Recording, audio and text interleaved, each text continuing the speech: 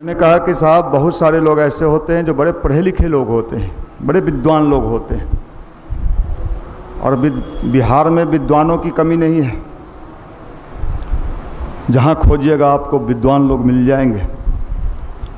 लॉजों में तो एक से एक विद्वान मिलते हैं, लेकिन कई बार आश्चर्य होता है उन विद्वानों को देख के। जब उनकी एक्टिविटी देखी जाती है, उनके क्रियाकलाप देखे जाते हैं, तो डाउट होता है कि यह आदमी सही में पढ़ा लिखा है, यह आदमी सही में संस्कृति से जुड़ा हुआ व्यक्ति है।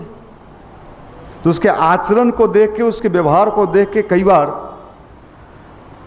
जैसे लगता है कि साहब ये पढ़ा लिखा व्यक्ति नहीं।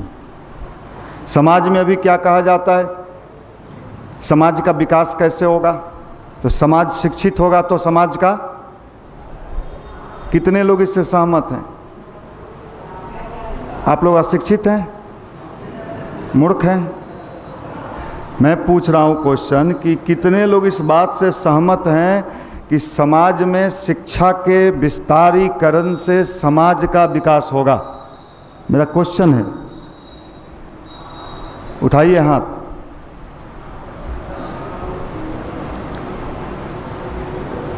साहब, आज समाज में जितनी गंदगी फैलाई जा रही है वो अशिक्षित लोग फैला रहे हैं कि शिक्षित लोग?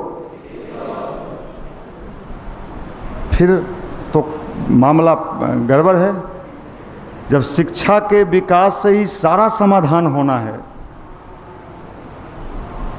तब तो हो जाना चाहिए था।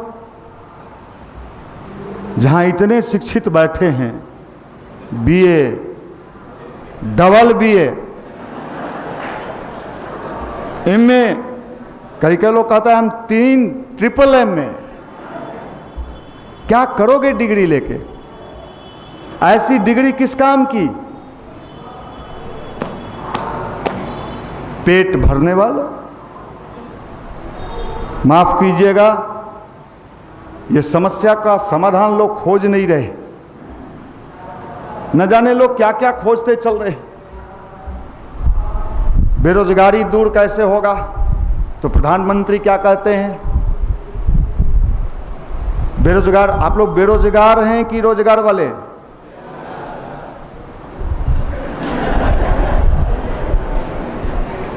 चलिए ठीक है, अच्छा लगे रहिए।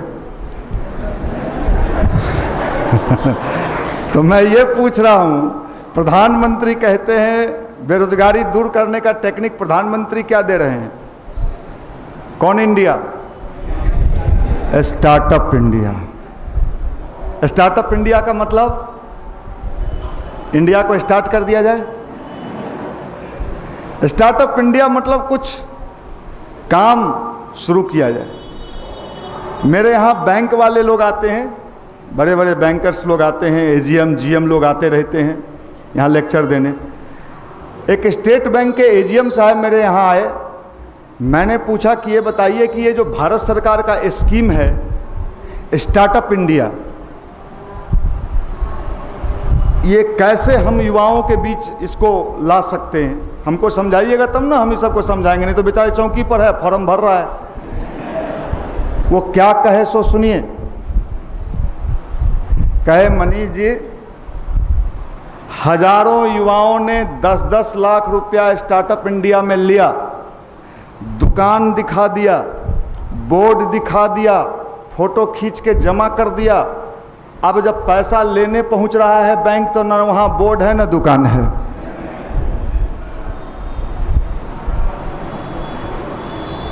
अब बताइए क्या हुआ ये? इसलिए भाई, जब तक हमारे अंदर वो फीलिंग्स नहीं पैदा किया जाएगा, वो जागृति नहीं पैदा किया जाएगा, अपने देश के प्रति वफादारी नहीं पैदा किया जाएगा, तब तक हमारे देश का विकास नहीं हो सकता है।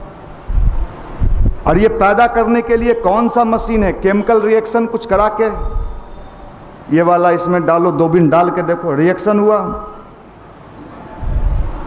यही है अध्यात्म। अध्यात्म किसका नाम है? स्पिरिचुअलिटी, इसी का नाम है। गायत्री मंत्र इसी का नाम है। अगर सच्चे मन से लोग गायत्री मंत्र का जप और ध्यान करें तो अंदर में एक केमिकल रिएक्शन होता है। क्या बात करते हैं, हालांकि साइंस ने भी इसको प्रमाणित किया है। क्या रिएक्शन होता है? देखते पहले भी थे आप, और जब गायत्री जपेंगे फिर दिखेगा तो आपका मन घूम जाता है, अंदर से परिवर्तन होता है। और ये दुनिया में ये विज्ञान किसी के पास नहीं था, सिर्फ भारत के पास ये विज्ञान था। दुनिया के लोग तो ये कहते हैं, क्या कहते हैं? ये कभी नहीं सुधरेगा, ये कभी सुधर ही नहीं सकता है। भारत इसको कभी नहीं माना। भारत ने हमेशा इस बात को कहा, वो कितना भी गलत क्यों नहीं हो लेकिन वो सुधर। ये विज्ञान किसके पास था? आज वो विज्ञान कहां चला गया? लुप्त हो गया। भारत ही एक ऐसा देश था जहां रत्नाकर जैसे डाकू लॉज में रहते थे, जींस पहनते थे, रेलवे की तैयारी करते थे, रात रात भर वीडियो देखते थे, मौका मिलता था तो मोबाइल छीनते थे। अब इतना दुर्दंत, और चौकी पर सोते थे।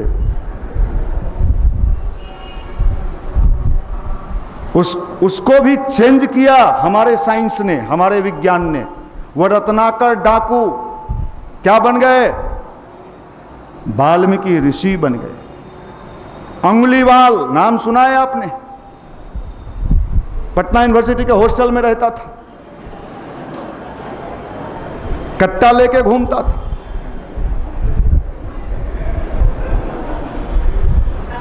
हम बेगू कट्टा लेके घूमता था। किसके संपर्क से परिवर्तन हुआ उसके लाइफ में?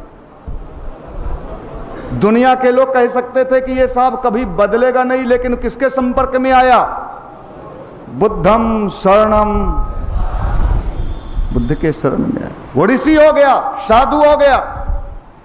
इसी बिहार की वैशाली की नगर वधू, खूबसूरत, क्या नाम था? आम्रपाली। कितने का जीवन बर्बाद कर दी थी अपनी खूबसूरती से, अपनी सुंदरता से रिझा के। राजा, राजवाड़ा, मंत्री, संतरी सब लोग देख के क्या कहता? ये कभी सुधर ही नहीं सकती है। लेकिन उसके अंदर भी परिवर्तन हुआ या नहीं? क्या करने लगी? बुद्धम शरणम। चलिए, ये विज्ञान मैं कह रहा हूं कि आप कितने भी खूंखार क्यों ना हो, हम जानते हैं कि आप खूंखार हैं, दूसरे के लिए नहीं, अपने लिए। दूसरे के लिए तो ताकते नहीं, हम जानते हैं बीड़ी बम छूटेगा तो भागिएगा, वो कहां आप बचा, ही हम पूछते हैं। अपने लिए आप खूंखार हैं, अपने जीवन को ही बर्बाद करके कहते हैं मजा ले रहे हैं। तो जब ऐसे खूंखार लोग भी बदले हैं तो आप तो कम से कम उतने बड़े खूंखार नहीं दिख रहे हैं। इसी का नाम अध्यात्म।